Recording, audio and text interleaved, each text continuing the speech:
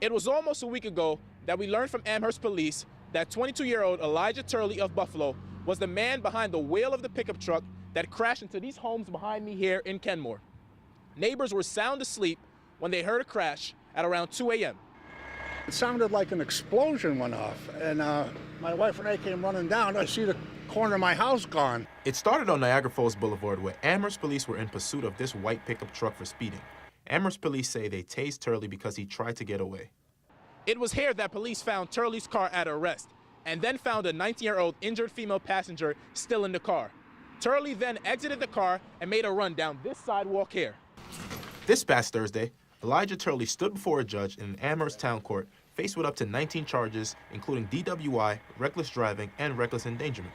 We were following and waiting for Town of Tonawanda initially, and then Village of Kenmore to get involved so they can decide if they wanted to make the stop instead of us.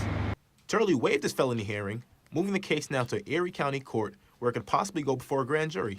Turley's 19-year-old female passenger in the car with him was not charged, but she was brought to EMCC for minor injuries. Because there are at least one charge, the felony charge, this court doesn't have the jurisdiction to handle the case any further, so it gets transferred down to county court.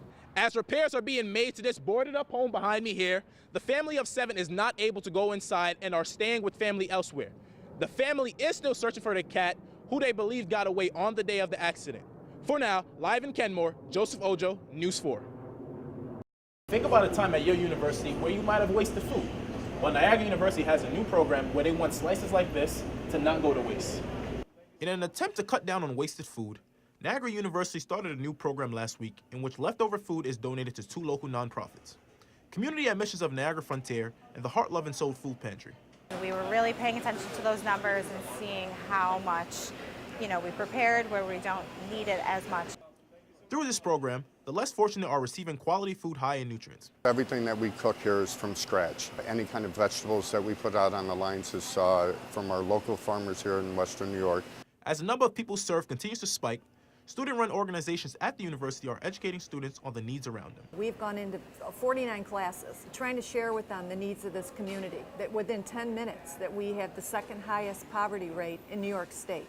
Patricia Robo of the Levesque Institute has teamed up with NU not only to feed the people, but to address housing issues, workforce development, and support services. In Niagara, Joseph Ojo, News 4. It's been a long journey for this new pup, but with a new name and a new home, his future has never looked brighter. Adjusting to a new home can be tough, but at the Aquarium of Niagara, a 1-year-old rescue harbor seal named Striker has had a fantastic transition. Struck by a boat, Striker lost one of his hind flippers and needed it amputated. Does very, very well. Again, that lack of one hind flipper, it really doesn't hurt him that much. No longer able to survive in the wild, Striker spent 5 months at a rescue center rehabilitating before coming to the Aquarium of Niagara. Upon hearing Striker's story, staff at the Aquarium of Niagara felt they had a well-suited environment for Striker and were excited when he arrived. And there's nothing better than, watching a family walk up to the aquarium, look down at these seals, have that connecting moment. They want to learn more. They want to make sure that they're not part of the problem. And, it's this great connective experience that really leads the public to be inspired to learn more and be part of the common good of protecting these animals. As the saying birds of a feather flock together, Striker has found a friend in one of the other young seals named Zara. Striker's story of success has even sparked interest in the Aquarium of Niagara, as many visitors want to come and see the young rescue seal. Good boy. In Niagara, Joseph Ojo, News 4. Good morning. Here's what's ahead for you this morning on Weekend Wake Up. First, an overnight barn fire in Genesee County. We'll tell you how the owners saved their animals inside, plus where the investigators stand in their search for what started the fire. And a homicide arrest. Who police charged in connection with last Friday's fatal shooting outside a bar in Allentown? When we'll see the suspect in court. And it's the first full day at the new Oshai Children's Hospital. Hear all about the moving day and watch as hospital staff say one last goodbye to the Bryant Street campus. Weekend Wake Up starts right here, right now.